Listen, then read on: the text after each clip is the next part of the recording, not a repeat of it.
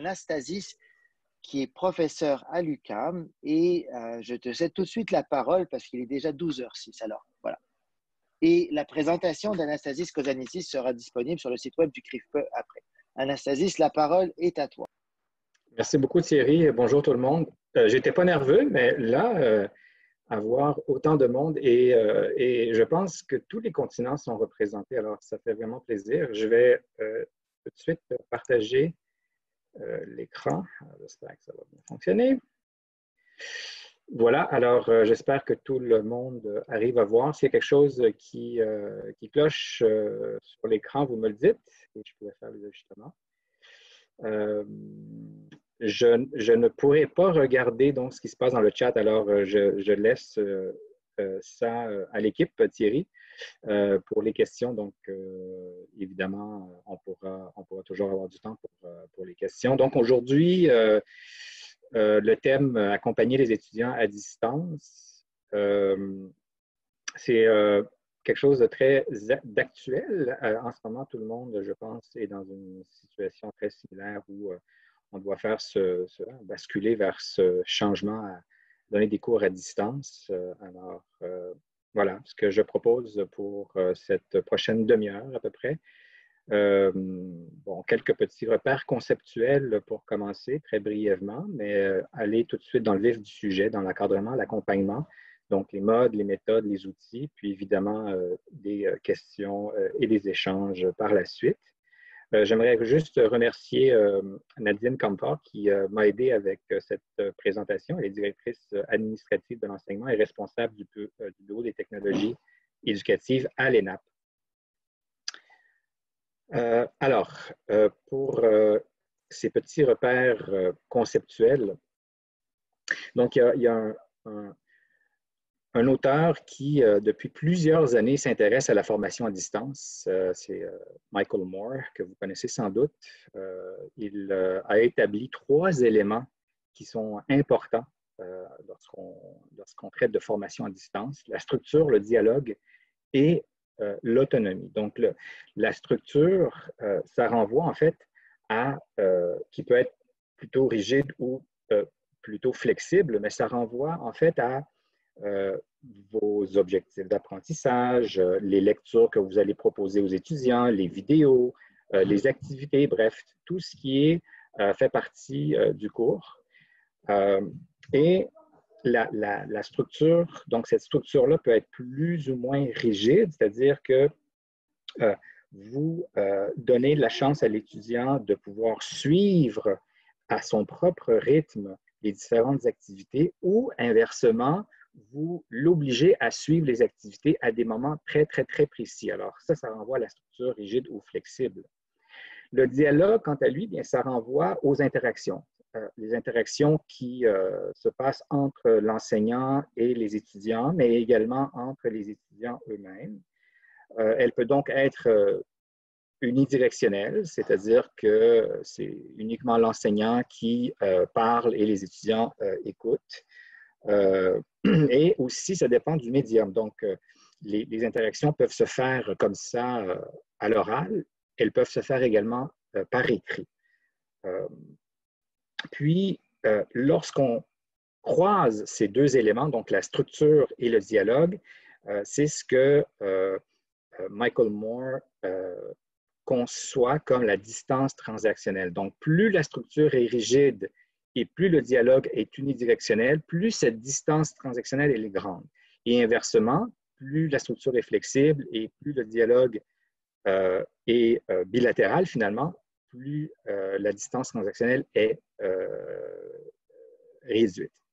Finalement, l'autonomie, bien, l'autonomie, ça renvoie à l'autonomie de l'étudiant, évidemment. C'est lui qui peut avoir une autonomie plus élevée ou plus faible, c'est-à-dire qu'un étudiant peut, pardon, par lui-même faire son plan personnel, hein, comment il va s'en sortir, comment il va faire pour suivre ce cours. Ça peut être aussi une autonomie que vous permettez, c'est-à-dire que vous permettez, évidemment, vous donnez quelques ressources, quelques textes, des lectures, voilà, mais vous permettez aussi à l'étudiant d'aller chercher d'autres ressources à l'extérieur de celles que vous avez proposées. Donc, le choix des ressources vient aussi jouer sur le degré d'autonomie. Voilà pour ça. Si j'essaie d'avancer, voilà. Donc, deux distinctions de modalités, vous connaissez sans doute, mais juste pour s'assurer qu'on parle des mêmes choses. Donc, modalité synchrone, modalité asynchrone. L'asynchrone, évidemment, c'est toujours des cours qui sont offerts à distance, mais qui sont donnés à des moments déterminés. Très souvent, c'est à l'aide d'outils de vidéoconférence comme celui-ci. Alors, les étudiants doivent se connecter sur la plateforme en même temps que le professeur. Évidemment, c'est une modalité qui offre moins de souplesse à l'étudiant, à moins évidemment que les séances soient enregistrées et mises à disponibilité pour visionnement en différé. La modalité asynchrone, c'est encore une fois un cours à distance, mais c'est l'étudiant qui va décider à sa convenance du moment où il va se connecter. Très souvent, c'est un environnement numérique d'apprentissage, un ENA, comme Moodle en est un exemple. Et c'est lui qui décide quand il va réaliser les activités qui y sont proposées. C'est une modalité qui offre plus de souplesse. On peut évidemment avoir une modalité asynchrone hybride, c'est-à-dire à la fois des moments synchrones et asynchrones. Si vous choisissez de mettre votre cours en modalité synchrone pure, et assurez-vous d'abord que vos étudiants ont accès aux outils technologiques appropriés, donc soit un ordinateur, une tablette ou tout autre appareil qui est capable de se connecter à Internet. Évidemment, une connexion à Internet qui a un débit suffisant si vous faites des vidéoconférences. Et si ce n'est pas le cas, bien, essayez de considérer une alternative pour ceux qui n'auraient pas accès à ces outils ou à ces technologies. Si vous choisissez plutôt la modalité synchrone, bien, l'important, là, ça va être vraiment le design pédagogique que vous allez mettre en place. Donc, la scénarisation, les activités, les outils technologiques que vous allez choisir. Vous allez devoir prévoir les interactions et l'encadrement. Donc, les outils, les moments, la durée, tout ça. Et il est fortement recommandé de toujours prévoir au moins une rencontre synchrone. Habituellement, c'est une première rencontre pour établir le fonctionnement et pour lancer un peu comme ça le cours. Ça aide beaucoup les étudiants ensuite de pouvoir être plus autonomes à l'intérieur de votre environnement d'apprentissage. Alors, type d'encadrement. Il y en a plusieurs types, il y en a au moins 3. Il y a celui qui est l'encadrement de l'enseignant qui doit faire le design pédagogique de son cours. Donc, c'est un encadrement qui vient avant et pendant la conception. Évidemment, ça concerne l'enseignant, ça ne concerne pas les étudiants. Les deux autres, par contre, eux, concernent les étudiants. Donc, un encadrement institutionnel et un encadrement durant le cours. Alors, je vais parler de ces deux derniers types. D'abord, l'encadrement institutionnel. Il faut penser que le cours vit dans un écosystème institutionnel, c'est-à-dire qu'il y a un établissement qui met à la disposition des étudiants certains outils. Alors, vous pouvez voir s'il y a des ressources qui sont disponibles pour que les étudiants, si jamais ils ont des problèmes, s'ils ont des questions par rapport à c'est quoi les outils, le matériel, tout ça, à qui est-ce qu'ils peuvent communiquer, avec qui peuvent-ils communiquer pour avoir réponse à leurs questions. Donc, si vous avez cette information et si ça existe dans votre établissement, bien, vous pouvez la communiquer aux étudiants. L'autre, évidemment, c'est l'encadrement qui nous intéresse le plus aujourd'hui, l'encadrement durant le cours. Donc, c'est par votre design pédagogique. Donc, tous les principes pédagogiques qui s'appliquent au cours en présentiel s'appliquent évidemment pour la formation à distance. Toutefois, la logique de la conception d'un cours à distance asynchrone est un peu différente d'un cours en présentiel. Je dirais que le défi principal, c'est, pour un cours à distance, c'est de savoir où, quand et pourquoi l'apprenant ne comprend pas. Donc, comme on ne l'a pas nécessairement devant nous, comme on ne voit pas son visage, on ne voit pas les points d'interrogation ou tout le non-verbal que l'on a accès lorsqu'on est dans une salle de classe, bien voilà tout le défi avec l'encadrement à distance. Alors, ce qui change avec la formation à distance, pardon, c'est à travers le design pédagogique, l'approche. Il faut que votre approche pédagogique soit cohérente et surtout clairement énoncée en début de cours. Les étudiants ont besoin de savoir comment ça va fonctionner. C'est quoi la façon de cheminer à l'intérieur du cours, quelles sont les activités, à quel moment les activités doivent être faites. Donc, tout ça doit être clairement énoncé. Il faut que les étudiants aient cette information-là dès le début. Alors, c'est ce qui peut être différent un peu quand on donne un cours en présentiel où, semaine après semaine, on peut avoir, disons, une avance d'une semaine ou deux sur nos étudiants. Là, c'est plus difficile, il faut tout prévoir d'avance. Le grain de contenu aussi, comment on va découper le contenu de notre cours, comment on va l'organiser en termes d'activité et de lecture. Ça, c'est aussi important à déterminer. Puis, le scénario pédagogique, c'est, dans le fond, l'organisation de ce découpage-là, de ces grains et la façon cohérente de naviguer à l'intérieur de l'ensemble du contenu auquel les étudiants ont accès. Puis, anticiper comment les étudiants vont cheminer à l'intérieur de ce cours et comment ils vont faire pour parvenir à atteindre les objectifs, à développer des objectifs. Peut-être un exemple de scénarisation, parce que la scénarisation, c'est en fait ce qui va aider les étudiants, ce qui va les guider, ce qui va les informer aussi du déroulement du cours. Ça sert autant pour donner du sens au contenu et aux activités, mais ça sert aussi à l'étudiant de suivre la logique, comment est organisé votre cours, les différentes thématiques. Si vous voulez, je peux peut-être arrêter le partage ici pour vous partager un exemple d'un des cours que je donne, notamment cet été. Alors, je peux peut-être, il n'y a rien de mieux qu'un exemple pour illustrer. Alors, voilà. On est dans un ENA que vous connaissez sans doute, c'est un Moodle. Donc, c'est un cours que je donne à l'UQAM, donc soutenir les apprentissages en formation à distance. Ce qui est important, c'est vraiment la colonne du milieu. Les informations sur les côtés ne sont pas importantes, mais donc je dis aux étudiants. Alors voilà, quelques informations de bienvenue lorsqu'ils arrivent, des informations sur les objectifs, les activités, le calendrier, les références, les règlements, tout ça. Mais véritablement, là où se trouve la scénarisation, elle est plutôt ici dans les activités. Moi, ce que je nomme activité. Donc, il y a l'activité 1, démarrage du cours, l'activité 2, les grandes problématiques et les facteurs associés à l'apprentissage. Donc, si je rentre à l'intérieur de cette activité 2, par exemple, là, vous allez voir la scénarisation. Alors, il y a des informations sur la durée, combien de temps ça va leur prendre pour faire cette activité, les objectifs, le contenu. Et voilà, ici, un exemple de scénarisation. Donc, les étudiants lisent à partir de l'activité 2.1 et lorsqu'ils arrivent sur un hyperlien, bien, la ressource, soit un texte, soit une vidéo, soit une activité, elle est directement à même cette scénarisation.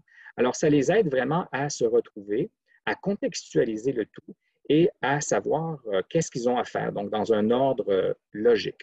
Voilà, alors je vais arrêter le partage pour revenir au diaporama. Voilà. Alors, ce qu'il faut retenir par rapport au design pédagogique, c'est évidemment une planification qui est nécessaire. Il faut tout prévoir d'avance. Lorsqu'on est en formation à distance, il faut organiser le tout de façon cohérente.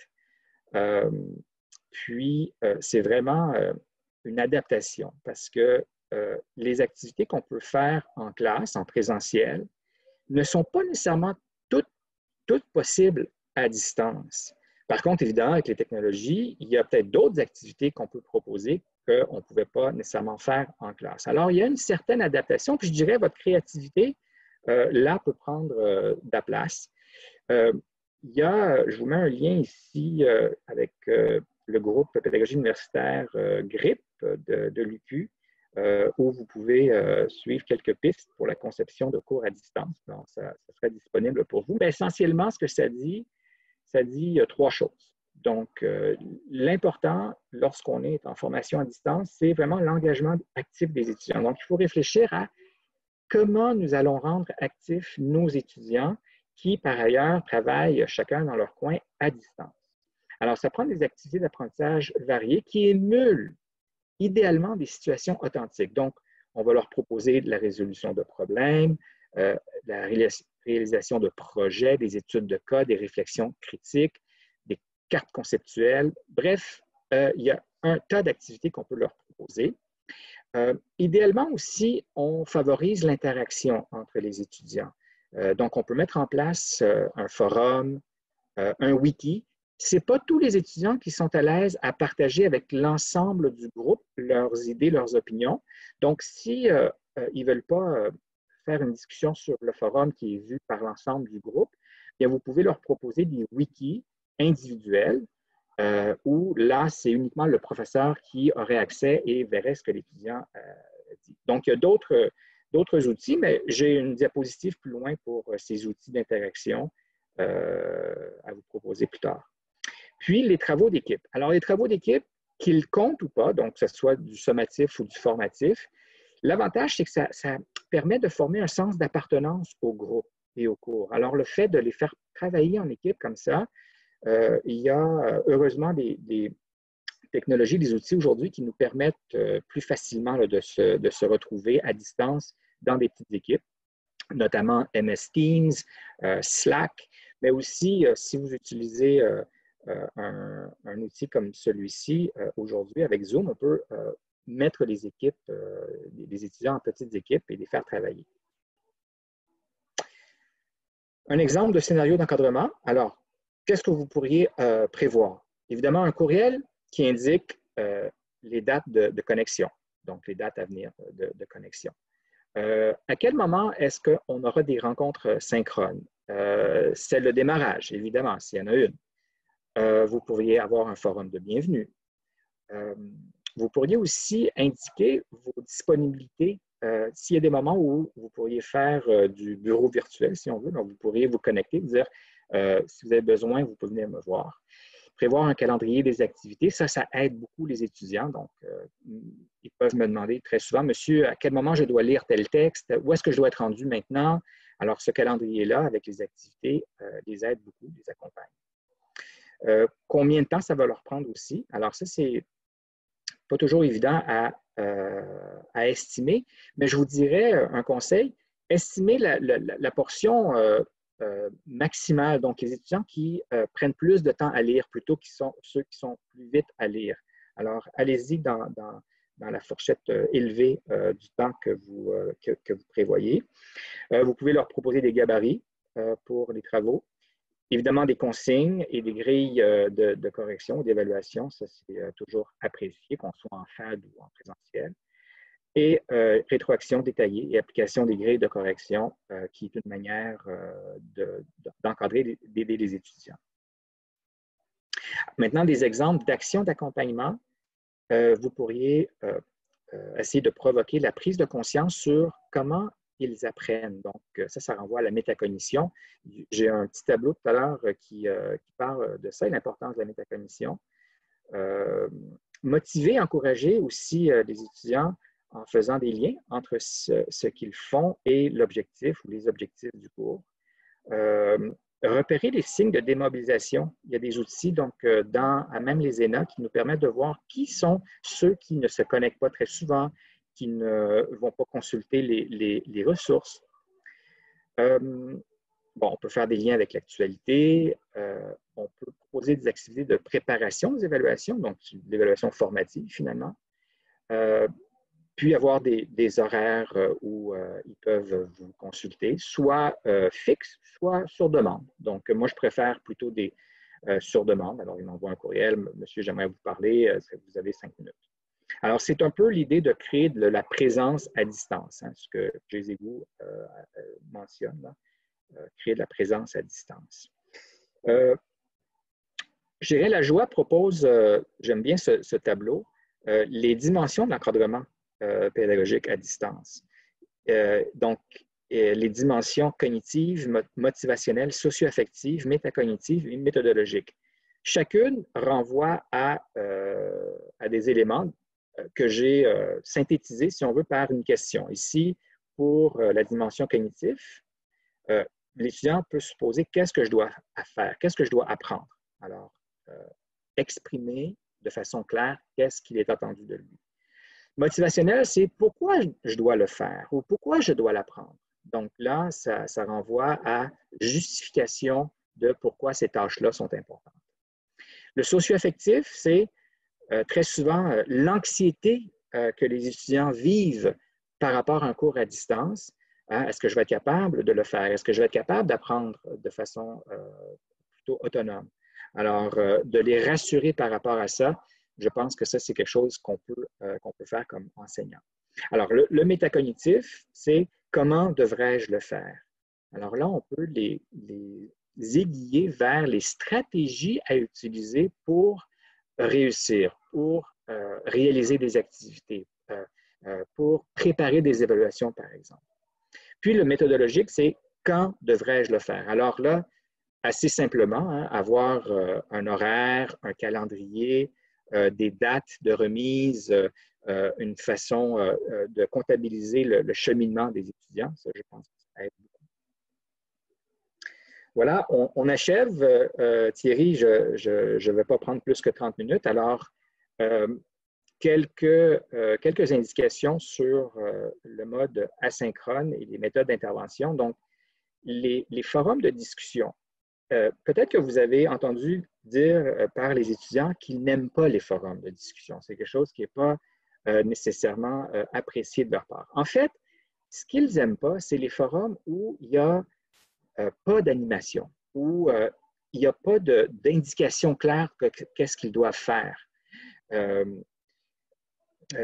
L'idéal, ce serait évidemment de ne pas trop intervenir sur ces forums ou ne pas intervenir trop peu non plus. Alors, essayez de trouver un juste équilibre. Et ça, vous allez le voir lorsque vous allez proposer donc un forum de discussion sur une thématique, sur une question. Moi, je vous encourage fortement à associer une thématique ou une question, ou en tout cas un problème, quelque chose au forum.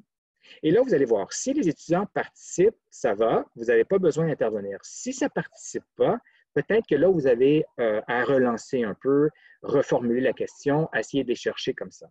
Et donc, ça, c'est plus apprécié, surtout lorsqu'ils reçoivent de la rétroaction qui vient de la part de l'enseignant. Mais attendez, n'y allez pas avant que les autres étudiants aient donné leur opinion, parce que sinon, vous allez limiter les prochains forums. Ils vont dire, ah, de toute façon, l'enseignant va nous donner la réponse. Voilà quelques outils d'interaction. Évidemment, il y en existe beaucoup d'autres, des outils d'interaction et de création aussi. Alors, à même l'ENA, à même Moodle, vous avez des forums de discussion qui sont disponibles. Vous avez des wikis individuels qui sont disponibles. Tout dépendant dans quels établissements, vous aurez peut-être MS Teams qui va être accompagné sur vos outils. Sinon, je sais que les étudiants aiment bien Slack pour faire du travail collaboratif. Il y a un outil pour du travail interactif à partir de textes écrits, Perusall. Donc, c'est un outil gratuit dont vous pouvez associer votre groupe. Ils mettent leur mot de passe et puis voilà, ils sont à l'intérieur du groupe. Sinon, pour des outils de création, bien, il y a Powtoon et il y a Movely. Vous pouvez faire des petites animations et mettre ça sur vos activités comme activité d'apprentissage. Les étudiants apprécient. C'est vraiment quelque chose qu'ils aiment bien, là, ces petites animations. Puis ça ne prend pas trop de temps. Je vous dis, en 30 minutes, vous êtes capable de maîtriser, de devenir un expert de Powtoon ou de Movely. Voilà, j'arrive donc à la fin. J'ai respecté mon 30 minutes, Thierry. Je donc laisse la parole aux gens s'il y a des questions. Alors, merci beaucoup, Anastasis. Tu as des remerciements de plusieurs personnes, là. Parmi, il y a énormément de questions. Une des premières questions, par quoi tu débuterais si tu veux te lancer dans la formation à distance et que tu n'as jamais fait ça avant, les conseils que tu as donnés? Alors, c'est une question qui revenait à quelques reprises. Oui, bonne question. En fait, deux scénarios possibles. Soit que c'est un cours existant, c'est un cours que vous avez déjà donné, que vous avez un plan de cours, que vous avez des ressources, tout ça, ou c'est un nouveau cours. Alors, si c'est un nouveau cours, il y a des avantages, des inconvénients, évidemment. Si c'est un cours existant que vous voulez transformer pour le donner à distance, je dirais que votre plan de cours, la façon qu'il est découpé habituellement par semaine, bien, cette logique-là, si vous choisissez la modalité asynchrone, peut peut-être changer.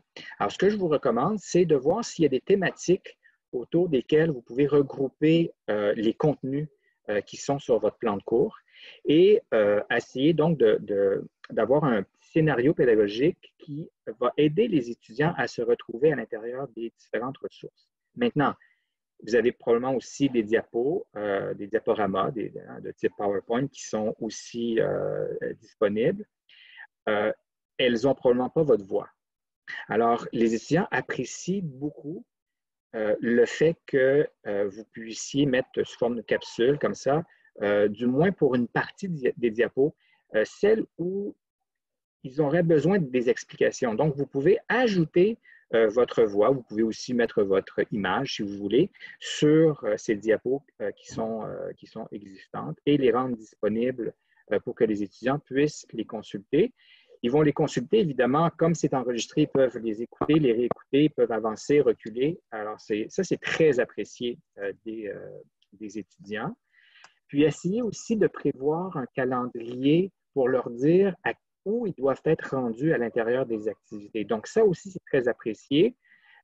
Surtout, là, on est dans une session été intensive, ça va très vite. Alors, le temps de réaction, il est très, très, très court. Alors, il faut que les étudiants sachent exactement qu'est-ce qu'ils ont à faire, s'il y a des remises, s'il y a des rencontres synchrones, par exemple. Bien, où est-ce que je dois être rendu dans les lectures? De quoi on va parler? Sur quel contenu, quelle thématique va être discutée lors de ces rencontres synchrones? Alors, tout ça, je pense, c'est des choses urgentes et importantes à réfléchir lorsque vous faites cette transformation-là. Si vous avez le luxe de commencer donc avec un cours inexistant, un nouveau cours, et que vous avez du temps pour faire le design pédagogique, je vous dirais de vous associer avec un conseiller pédagogique ou technopédagogique qui va vous aider vraiment à faire la scénarisation. Évidemment, là, ça vous demande en plus de créer les ressources, de les trouver et de penser à toutes les activités. Alors là, c'est un cas qui est un peu plus difficile en termes, en tout cas, qui demande un peu plus de temps que si un cours existant. Anastasie, il y a plusieurs questions qui reviennent sur la motivation. Quelles seraient tes principales astuces ou tes principales pistes pour favoriser la motivation à distance? Oui, alors c'est l'isolement, hein, je pense que c'est ça qui est très difficile pour les étudiants qui ne se voient pas nécessairement. Donc, les étudiants qui sont habitués à se rencontrer comme ça une fois ou deux ou trois fois par semaine dans un espace physique commun. Et donc, ils entretiennent cette motivation parce qu'il y a des activités, il y a des échanges. Donc, c'est ça qu'il faut penser, c'est ça qu'il faut essayer de recréer à distance, cette présence qui va leur permettre d'avoir ce sentiment d'appartenance.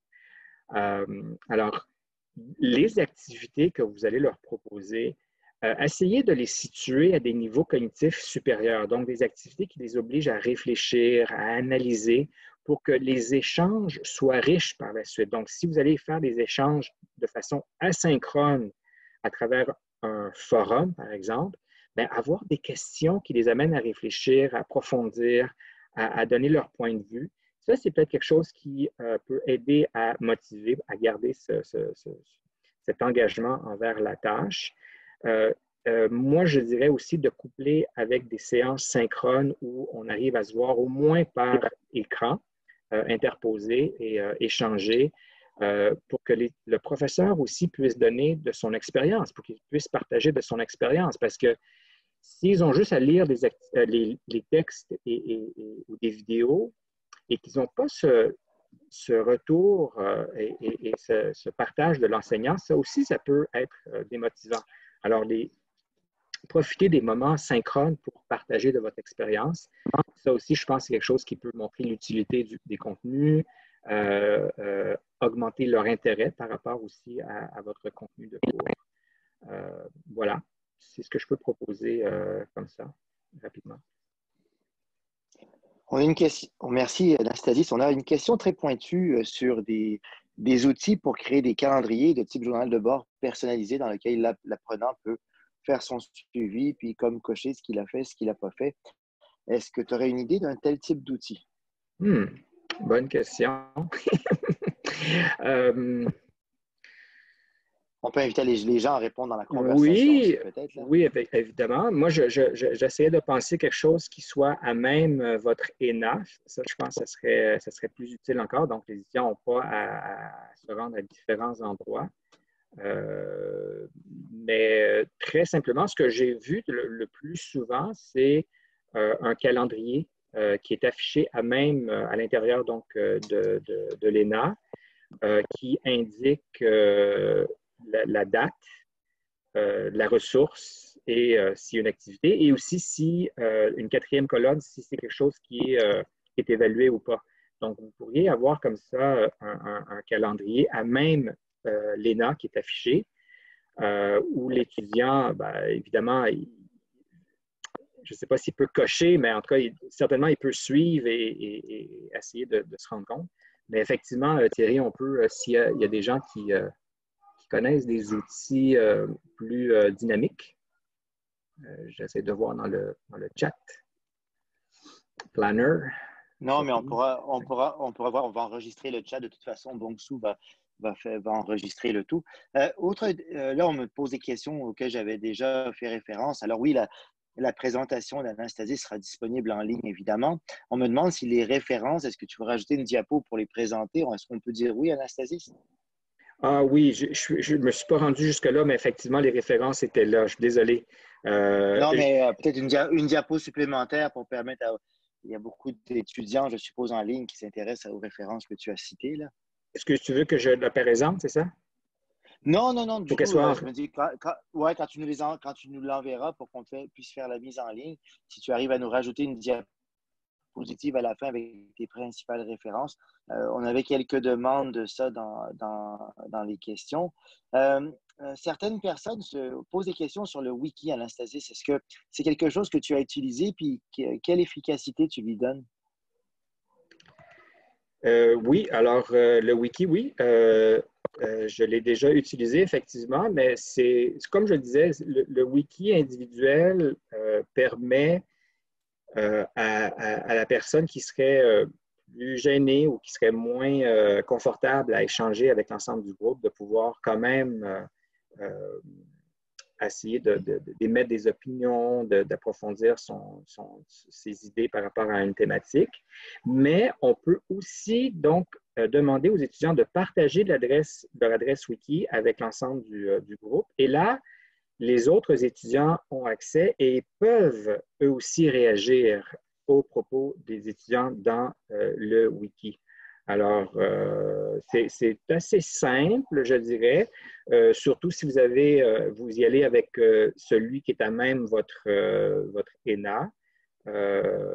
Après ça, bien, c'est ça. Il s'agit juste que chacun partage l'adresse de son wiki pour que tout le monde puisse y avoir accès. Et puis voilà. Ouais. Il y a des questions, Anastasie, sur l'évaluation. Et comme il nous reste que 4 minutes, là, rapidement, qu'est-ce que tu donnerais comme piste pour évaluer en formation à distance? Oui, alors, c'est une très bonne question. Je suis d'ailleurs en train de préparer un article, Thierry, que je vais vous envoyer pour votre numéro spécial sur la formation à distance. Je pense que moi, personnellement, je ne suis pas un adepte d'essayer de trouver des outils de télésurveillance. Donc, si vous voulez répliquer, par exemple, des examens, des tests qui vont mesurer la capacité de l'étudiant à se mémoriser, à répliquer ou à reproduire des informations, ça existe, ça coûte cher, c'est possible, mais ce n'est pas ce que moi j'encouragerais personnellement. Moi, j'irais plutôt avec des tâches beaucoup plus authentiques. Donc, y aller dans des travaux qui demandent à l'étudiant d'analyser des situations, d'essayer de résoudre une situation. Puis je dirais que la situation devrait être plutôt ouverte, où il y a la possibilité de la résoudre de différentes manières. Alors, il n'y a pas juste une seule bonne réponse. Ce qui fait que la tentation d'aller plagier, elle diminue beaucoup. Donc, les risques de plagiat diminuent beaucoup. D'autant plus que la situation, vous pouvez la modifier. D'un étudiant à un autre, vous pouvez modifier des variables. Donc, lui dire, bon, toi, tu vas travailler avec ces conditions dans cette situation. Bref, on a, à travers des évaluations plus authentiques, en situation authentique, des outils beaucoup plus propices pour l'évaluation à distance, sans avoir à être présent et avoir l'étudiant présent, surveillé pour évaluer ses apprentissages. Moi, j'encourage les professeurs à essayer d'amener les activités d'apprentissage aussi à des niveaux cognitifs supérieurs, donc tout ce qui est analyse, évaluation, création aussi, donc essayer de résoudre, d'apporter des solutions à des situations, à des problèmes. Je pense que ça, c'est une avenue qui est à favoriser pour l'évaluation à distance. Il y a Isabelle qui nous pose la question, qu'est-ce qu'on pourrait faire pour reproduire le petit côté machine à café, le côté interpersonnel qui est parfois nécessaire dans un cours? Les rencontres synchrones, je pense, c'est ce qui aide beaucoup. Alors, évidemment, tout dépendant de la taille du groupe que vous avez, ces rencontres-là peuvent être plus ou moins conviviales parce que si vous avez des groupes 100 et plus, déjà, vous ne serez pas en mesure de voir toutes les images, les icônes sont trop petites. Pour des groupes plus petits, c'est plus facile. Mais encore une fois, je pense que l'idée d'avoir une certaine présence à distance, d'offrir des moments où les étudiants, au moins en petits groupes, ils peuvent se retrouver, discuter entre eux, ça, c'est toujours très apprécié. D'une part, pour qu'eux arrivent aussi à vous connaître comme enseignants, vous, pour que vous puissiez les connaître aussi, puis qu'ils se connaissent entre eux.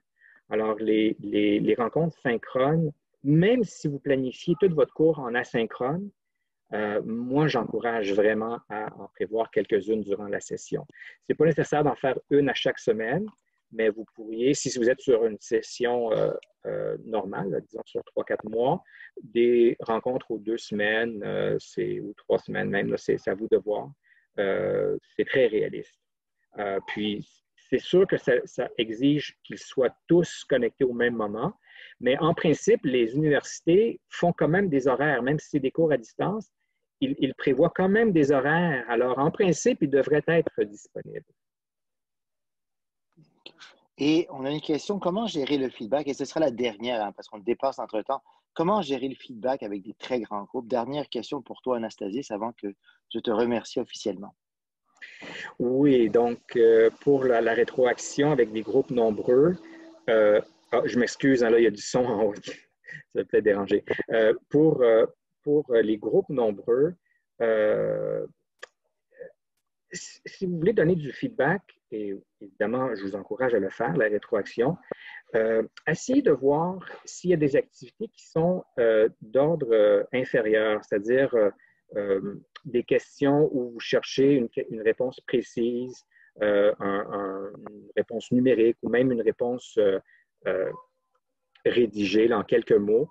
À même l'ENA, vous avez des activités qui vous permettent d'automatiser la rétroaction pour ce genre d'activité d'apprentissage. Si vous voulez donner du feedback sur des activités où là, la machine peut moins bien donner la rétroaction parce que ça demande une intelligence artificielle beaucoup plus poussée que ce qu'ils sont capables de le faire, donc une intelligence humaine pour l'instant, ayez des grilles d'évaluation descriptives. Donc, prenez le temps de rédiger des grilles d'évaluation descriptives qui, en même temps de donner du feedback, ça donne aussi du feed-forward. C'est-à-dire que les étudiants reçoivent l'information sur qu'est-ce qui est important à réaliser. Sur quoi vous allez vous concentrer lorsque vous allez juger de la qualité de leur travail. Puis évidemment, une grille d'évaluation, une fois que vous l'avez intériorisée, ça va relativement vite à corriger un travail. Et donc, l'information, ils la reçoivent à travers la grille d'évaluation où chaque échelon et chaque composante qui est évaluée, il y a déjà une description de qu'est-ce qui est considéré comme excellent, comme bien, moins bien, etc. Et donc, ils sont à même de faire cette comparaison entre la qualité de leur travail et votre jugement de la qualité du travail. Voilà. Écoute, j'aimerais prendre le temps de remercier Anastasis, de remercier tous les participants. Ces webinaires, il y en aura un autre organisé la semaine prochaine par le CRIFPE avec Denis Geffrey, qui est professeur à l'Université Laval. Donc, Anastasis, un grand merci à toi. Une excellente présentation. Merci d'avoir pris le temps et de t'être porté volontaire pour partager ça. Et puis, bonne santé à toi au tien, puis au plaisir de collaborer. À très Merci bientôt. beaucoup. Merci beaucoup, Merci à ça tout fait le monde. Au plaisir. revoir. Au revoir tout le Au monde. revoir.